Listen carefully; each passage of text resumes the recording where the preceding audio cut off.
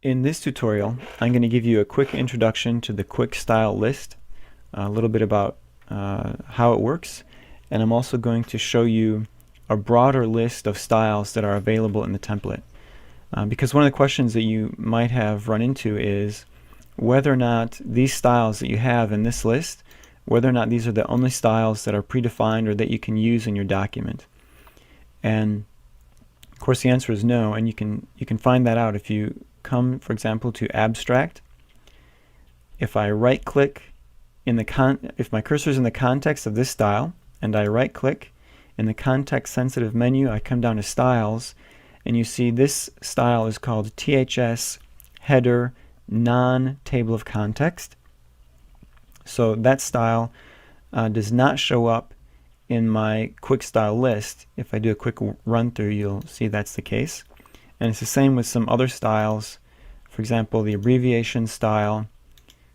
Come down again to my styles menu, THS abbreviation, and there are a few more. And it's good to know how to get access to some of these styles, because if you want to add, for example, a blank line, you can do that. You also need to know where they are for the bibliography style.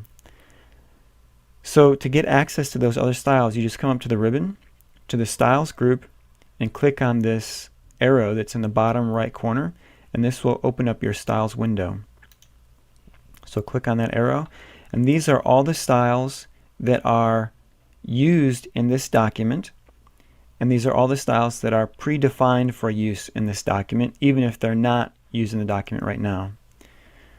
So some of these you might find useful if they are in your quick style list. For example, if you're using EndNote or Zotero, which tend to change the formatting of the bibliography when they insert the bibliography or when they update the bibliography field, then you might want the bibliography style in the quick style list.